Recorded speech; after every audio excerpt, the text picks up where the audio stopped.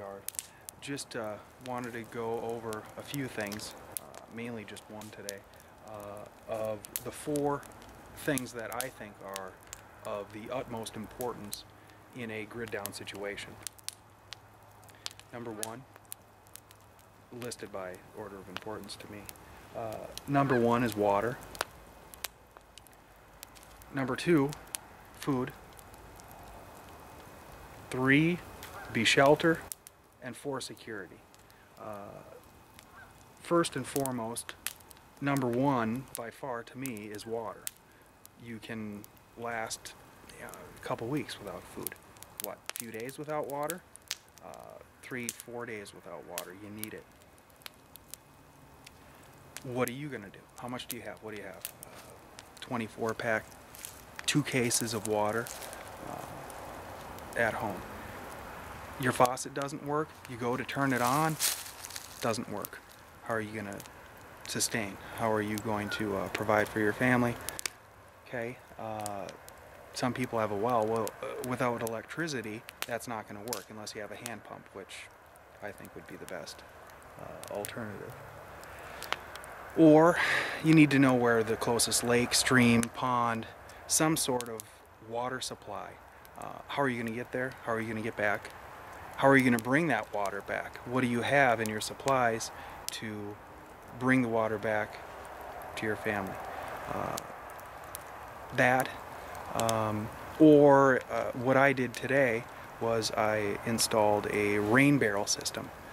If it's not going to rain, you're done anyway. Everything's going to die. The animals, the lawn, whatever. If it doesn't rain, you're done anyway. So what I figured was rain barrel. So here's my system here. I just put it in today, so I'm more than likely going to expand it. But that's what brought the idea of this video is I put on earlier today. Here I have a 50-gallon rain barrel.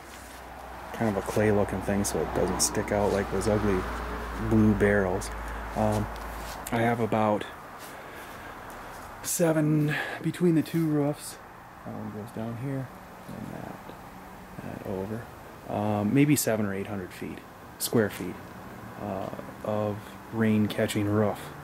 So what I've installed up there, what is it, rain reserve, it's supposed to catch the leaves in a portion of it, have that go down the main gutter to the ground, and then most of, or I don't know what percentage, but most of the water will go down here and into the barrel. I think that's, I could actually expand it, and if you can see there's another spigot there for a separate barrel. This one will fill up, so fill up all the way pretty much to the top and keep out the mold and mildew. Obviously it's not potable, you still have to boil it, filter it before you can drink it. It's rainwater, it's going to get moldy. And then I have a spigot down here and a hose coming out. You can see that with a clamp. And then a hose coming out, which will be pressurized now just because it's 50 gallons above it. And then yep, that one was still on. You can see.